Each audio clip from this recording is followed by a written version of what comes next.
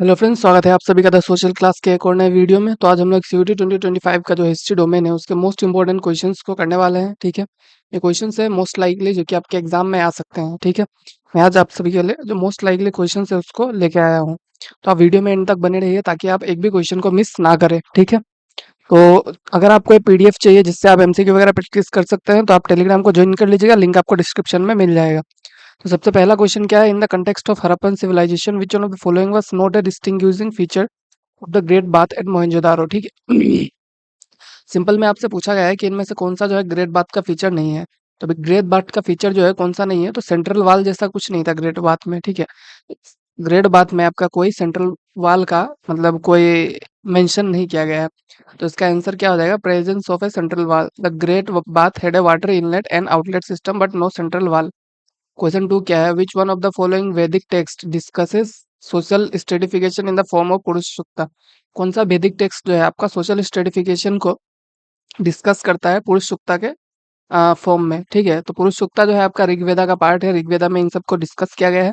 तो इसका आंसर आपका हो जाएगा ऋग्वेदा। क्वेश्चन थ्री क्या कह रहा है, which Mauryan official was specially responsible for espionage and internal security. तो कौन सा जो मोडियन ऑफिसर है, ठीक है, उसको इंटरनल सिक्योरिटी एस्पियोनेज मतलब स्पाई वगैरह करने के लिए, सर्विलेंस वगैरह करने के लिए यूज किया जाता था। तो वो थे आपके धम्मा महामत्ता।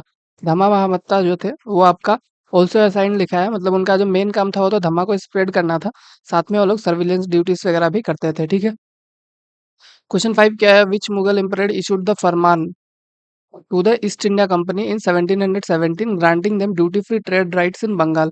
किस मुगल एम्परर ने जो ईस्ट इंडिया कंपनी है उसको 1717 में फरमान जारी किया जिसमें मतलब वो लोग बंगाल में ड्यूटी फ्री ट्रेड जो है वो कर सकते थे। तो वो मुगल एम्पायर है आपके फरुखसियार। ठीक है, फरुखसियार फरमान जो है, उनके फरमान जो थे उसमें से जो ईस्ट इंडिया कंपनी था उसको बंगाल में ट्रेड करने का राइट जो है वो मिल गया। क्वेश्चन सिक्स क्या है, द आइनी अकबरी सेक्शंस द आइनी अकबरी सेक्शन आइनी बख्शी प्राइमरली डील्स विथ। जो आइनी अकबरी का सेक्शन है आइनी बख्शी, वो प्राइमरली किस चीज से डील करता है, तो आइनी बख्शी जो है आपका मनसबदारी सिस्टम से डील करता है। ठीक है, मनसबदारी सिस्टम से आइनी बख्शी जो है डील करता है।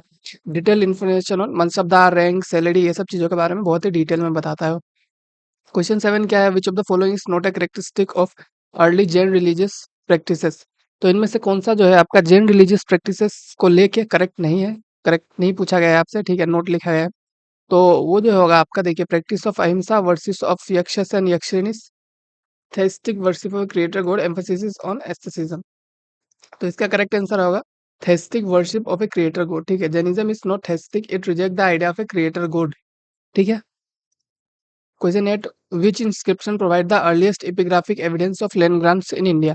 कौन सा इंस्क्रिप्शन है, ठीक है, जो आपका अर्लीस्ट लैंड ग्रांट का एविडेंस को प्रोवाइड करता है। सबसे पहले लैंड ग्रांट्स वगैरह का एविडेंस कौन सा इंस्क्रिप्शन प्रोवाइड करता है, तो है आपका जूनागढ़ रोक इंस्क्रिप्शन। ठीक है, जो जूनागढ़ रोक इंस्क्रिप्शन है और रुद्रदामन वन ने बनाया था, वो अर्लीस्ट रिकॉर्ड रखता है लैंड ग्रांट्स का।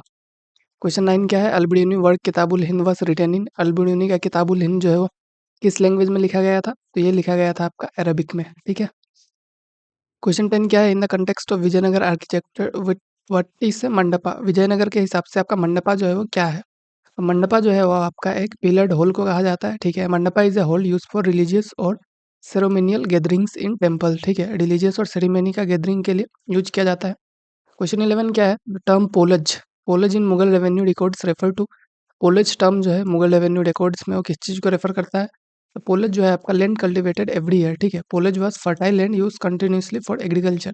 अलग अलग लैंड आपका दिया हुआ है वहाँ पे, जैसे पोलज, पड़ोती, बंजर, चाचर, सब एक बॉक्स में दिया गया है, आप इसको पढ़ लीजिएगा, मोस्ट प्रोबेबली यहाँ से क्वेश्चन आ सकता है। क्वेश्चन 12 क्या है, who was the first to translate the Upanishads into Persian during the Mughal period. तो उपनिषद को पर्शियन में ट्रांसलेट करने वाला सबसे पहला इंसान मुगल पीरियड में कौन था, तो वो था आपका दारा शिको। ठीक है, दारा शिको जो है उन्होंने उपनिषद को पर्शियन में ट्रांसलेट किया था, किस नाम से, सीराई अकबर। ठीक है, सीराई अकबर के नाम से ट्रांसलेट किया गया था। क्वेश्चन 13 क्या है, the term dastak granted to British traders by Mughal emperor refer to. जो दस्तक टर्म था जो कि ब्रिटिश ट्रेडर्स को मुगल एम्परर ने आ, दिया था। ठीक है, मुगल एम्परर जो है वो बोलते दस्तक टर्म जो है वो किस चीज को रेफर करता है, तो ये आपका जो है टैक्स फ्री ट्रेड पास को रेफर करता है। ठीक है, dastak allowed the British to trade without paying internal duties. बिना टैक्स के ट्रेड करने का जो पास दिया गया था उसी को दस्तक कहा गया था। क्वेश्चन 14 क्या है? What did the permanent settlement of 1793 primarily aim to do? जो 1793 का परमानेंट सेटलमेंट है, उसका प्राइमरी एम क्या था? वो क्या करना चाहता था? वो है आपका create a class of loyal जमींदार, ठीक है? लोयल जमींदार का एक पूरा क्लास वो बनाना चाहता था। वो लोग चाहते थे कि जमींदार लोयल रहे, इससे आपका फार्मिंग वगैरह डेवलप होगा, रेवेन्यू जो है वो भी इंक्रीज होगा, पर ऐसा नहीं हुआ। Question 15 the Deccan riot of 1875 were mainly caused by? जो 1875 का डिक्कन रेट हुआ था, उसका मेन कोस आपसे पूछा गया है कि मेनली वो किस वजह से कोस हुआ था।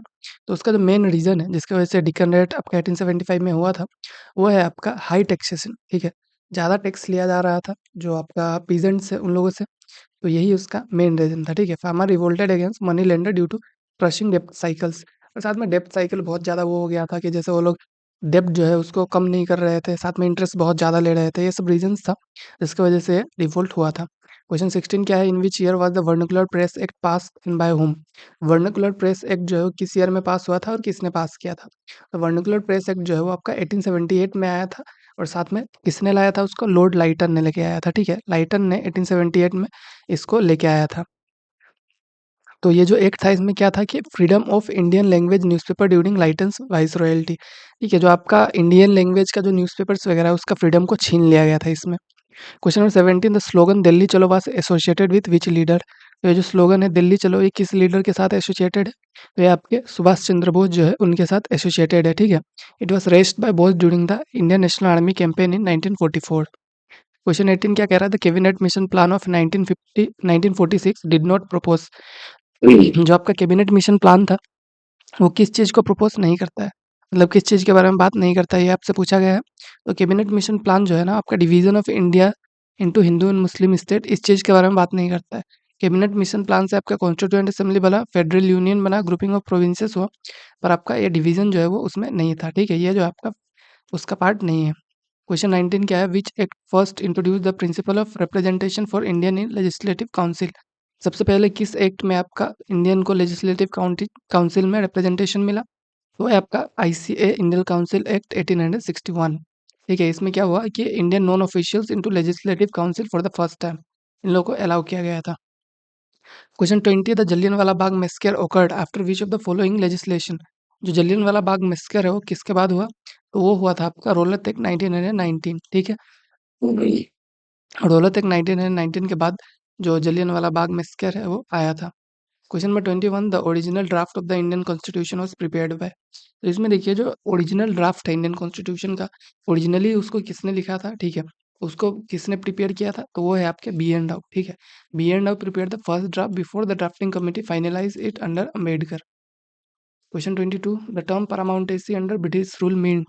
जो टर्म है पारामाउंटेसी ब्रिटिश रूल में, उसका मतलब क्या है आपसे पूछा गया। तो इसका मतलब है आपका supremacy of British over Indian rulers, ठीक है? इंडियन रूलर्स के ऊपर जो ब्रिटिश ने अपना वो रखा था कि ब्रिटिश जो है सबसे सुप्रीम है, सबसे बड़ा है, उसी के लिए ये वर्ड को यूज किया जाता है पारामाउंटेसी। क्वेश्चन 23 क्या है? The first major revolt against British land revenue policy was? British के लैंड रेवेन्यू पॉलिसी के खिलाफ सबसे पहला मेजर रिफॉर्म जो है वो कब था? सबसे पहला मेजर रिफॉर्म जो है आपका इंडिगो रिवोल्ट था। ये आपका 1917 का इंडिगो रिवोल्ट का बात नहीं कर रहा है, ये आपका 1859-60 का जो रिवोल्ट था बंगाल में हुआ था उसके बारे में बात कर रहा है, ठीक है? Question 24 what was the main purpose of the Wood's despatch of 1854? जो वुड्स डिस्पैच हुआ था, वुड्स डिस्पैच 1854 में, उसका मेन पर्पस आपसे पूछा गया है। तो वो था आपका प्रमोशन ऑफ इंग्लिश एजुकेशन, ठीक है? The dispatch led the foundation of modern English education in India. Question 25 क्या है? Which one of the following is a feature of Gandhi's method of protest? Gandhi ji का प्रोटेस्ट करने का मेथड क्या है? इनमें से कौन सा फीचर है? तो वो आपसे पूछा गया है, तो वो है आपका कंस्ट्रक्टिव प्रोग्राम, ठीक है? Gandhi emphasise village village industries sanitation and education through constructive work, ठीक है? तो ये था हम लोग का आज का वीडियो, यहीं पे खत्म होता है। Thank you all.